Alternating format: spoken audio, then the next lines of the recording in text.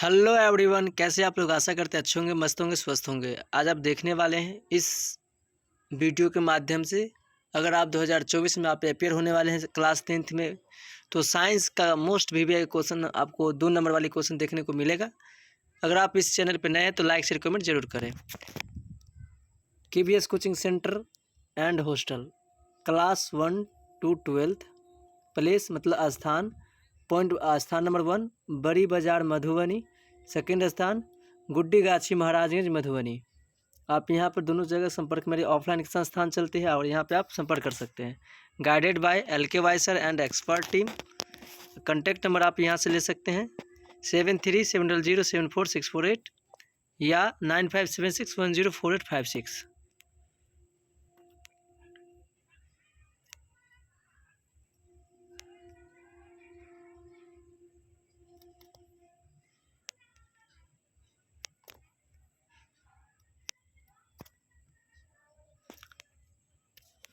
Question number first, science का most subjective question आपको यहाँ से देखने को मिलेगा।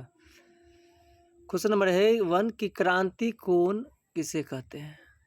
क्रिटिकल एंगल, क्रांति कोण किसे कहते हैं? तो आंसर लिखेंगे। अगर आपको 2024 में अगर बेस्ट नंबर लाना है तो आपको अंत तक बना रहना चाहिए और कंटिन्यू 1 बाय 1 क्वेश्चन को आप फॉलो कर सकते हैं। क्वेश्चन है कि जब प्रकाश की किरण सघन माध्यम से विरल माध्यम में प्रवेश करती है, मतलब एक सघन माध्यम होता है, एक विरल माध्यम। सघन मतलब जहाँ पर झुकाव ज़्यादा, विरल मतलब दूर दूर हटना, और सघन मतलब एक क्लोजली आना। तो जब प्रकाश की किरण सघन माध्यम से विरल माध्यम में प्रवेश करती है तो वह अविलंब से परे यानी हटती है, दूर हटती है। अर्थात विरल माध्यम में बना आपतित कोण R सघन माध्यम में बने आपतित कोण I से बड़ा होता है। यदि विरल माध्यम से बना अपवर्तित कोण एक समकोण के समान हो जाए तो इसके सापेक्ष सघन माध्यम में बना आपतित कोण क्रांति कोण कहलाता है।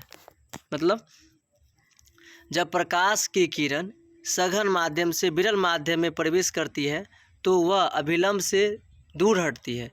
अर्थात विरल माध्यम में बना आपतित कोण सघन माध्यम में बने आपतित कोण से बड़ा होता है। यदि विरल माध्यम में बना आपतित कोण एक समकोण के समान हो जाए तो इसके सापेक्ष सघन माध्यम जो बनता है उसे आपतित कोण या क्रांति कोण कहलाता है। ओके, आई होप आप समझ गए होंगे। चलिए next question number 2।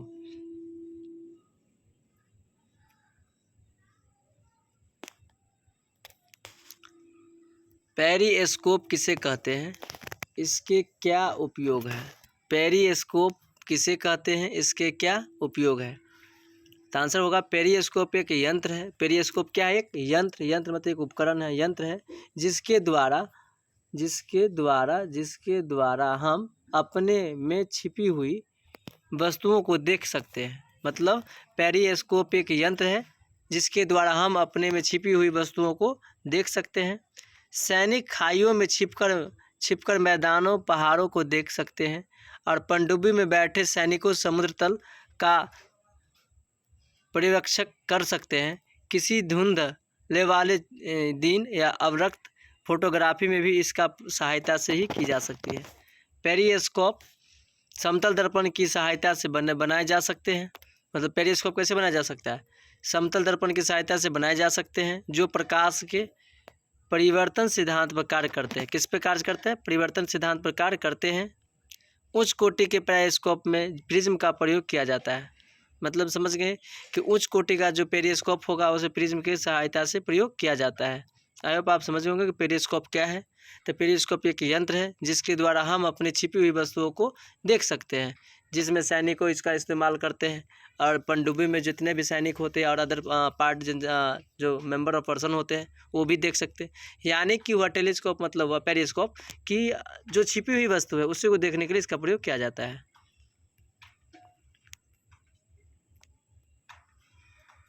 Question number देखेंगे 3। समतल दर्पण में बनने वाले प्रतिबिंब की विशेषताएं लिखिए। समतल दर्पण में बनने वाले प्रतिबिंब की विशेषताएं लिखिए। तो आंसर लिखेंगे समतल दर्पण के सामने जितनी दूरी पर कोई वस्तु हो उसका बिंब उतना ही पीछे बनता है। ये समतल दर्पण में किसी वस्तु की मतलब क्या हुआ? समतल दर्पण के सामने जितनी दूरी पर कोई वस्तु हो उसका बिंब उतना ही पीछे बनता है। समतल दर्पण में किसी वस्तु के पूरे बिंब को देखने के लिए दर्पण का आकार में उसे आधा होना आवश्यक होता है। मतलब हुआ कि पूरे बिंब को देखने के लिए दर्पण का आकार में क्या होना, उसका आधा होना चाहिए।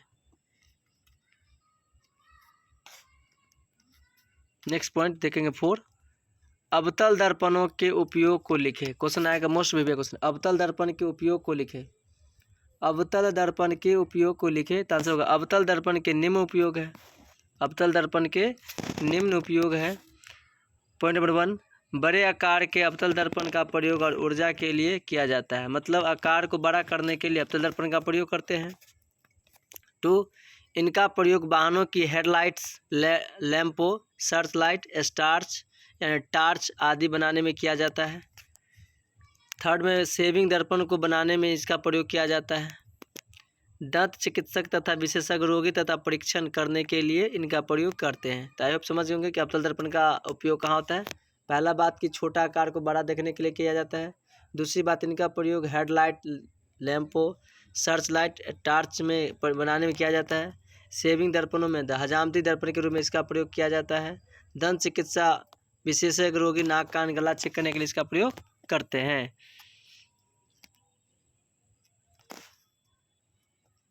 क्वेश्चन नंबर देखेंगे 5, प्रकाश का अपवर्तन क्या है, इसके नियमों को लिखे। प्रकाश का अपवर्तन क्या है, इसके नियमों को लिखे। तो प्रकाश के अपवर्तन के 2 नियम हैं। प्रकाश के अपवर्तन कितने नियम है? 2 नियम है। आपतित किरण, अपवर्तित किरण तथा आपतन बिंदु पर अविलंब तीनों एक ही तल में होते हैं। पहला पॉइंट है आपतित किरण, अपवर्तित किरण, आपतित किरण, अपवर्तित किरण तथा आपतन बिंदु पर अविलंब तीनों एक ही तल में होते हैं। पॉइंट नंबर 2, जब एक ही रंग के प्रकाश की किरण किन्हीं 2 माध्यमों के सीमा तल पर तिरछी आपतित होती है तो उसे आपतन कोण की जाया अपवर्तन कोण की जाया का अनुपात एक नियतांक होते हैं। इसे ही स्नेल का नियम भी कहते हैं या प्रकाश के अपवर्तन के दूसरा नियम भी कहते हैं। समझ गए होंगे। क्वेश्चन आएगा कि स्नेल के नियम किसे कहेंगे। तो जब एक ही रंग के प्रकाश की किरण किन्हीं 2 माध्यमों के सीमा तल पर तिरछी आपतित होती है तो उसे आपतन कोण की जाया और अपवर्तन कोण की जाया का अनुपात एक सदैव नियतांक होती है। इस नियम को स्नेल का नियम कहते हैं।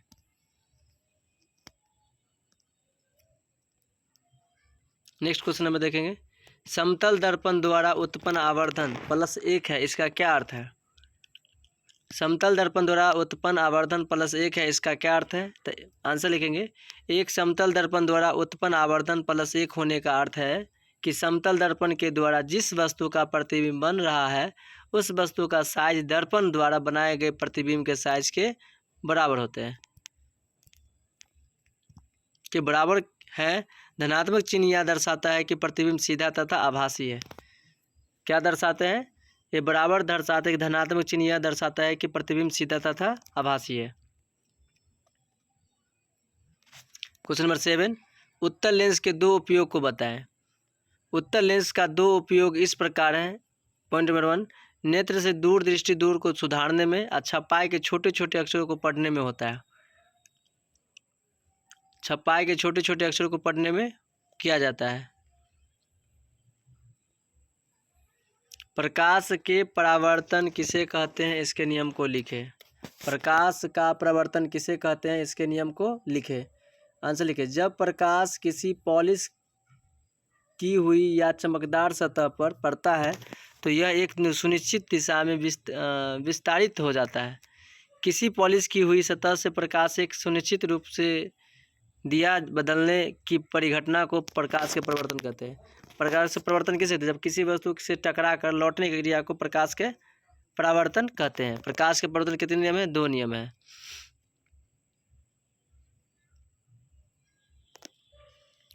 आपतित किरण, आपतित किरण दर्पण के आपतन बिंदु पर विलंब तथा परिवर्तित किरण एक ही तल में होते हैं। आपतन कोण परावर्तन कोण के बराबर होते हैं। समझ गए होंगे।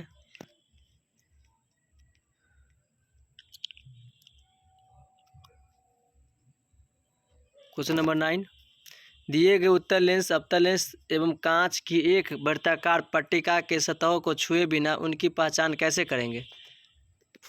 तो उत्तल लेंस, अवतल लेंस तथा कांच की पट्टिका को मुद्रित अक्षरों के रूप में रखकर उठाने से यदि अक्षर का आकार बढ़ता है, दिखाई देता है, तो वह उत्तल लेंस होगा। यदि अक्षरों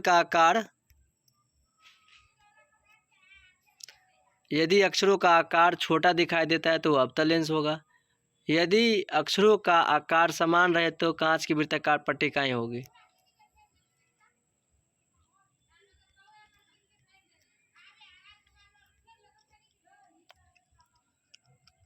क्वेश्चन नंबर 10 मोस्ट विवेक, हमें वाहनों में उत्तल दर्पण को पथ दृश्य दर्पण के रूप में वरीयता क्यों देते हैं? हमें वाहनों के उत्तल दर्पण को पथ दृश्य दर्पण के रूप में वरीयता क्यों देते हैं? तो उत्तल दर्पण को पथ दृश्य दर्पण के रूप में इसलिए वरीयता देते हैं क्योंकि वे सदैव सीधा प्रतिबिंब बनाते। वो क्या बनाते हैं? हमेशा सदैव सीधा प्रतिबिंब बनाते हैं। इनका दृष्टि क्षेत्र भी बहुत अधिक है क्योंकि ये बाहर की ओर वर्तित होते हैं। क्या होते हैं? क्योंकि ये बाहर की ओर वर्तित होते हैं, बढ़ते हैं। आई होप वीडियो अच्छा लगा हो तो लाइक शेयर कमेंट जरूर करें। Thank you very much. मिलते हैं नेक्स्ट क्लास में। अगर आप इस चैनल पे नए हैं तो लाइक शेयर कमेंट जरूर करें।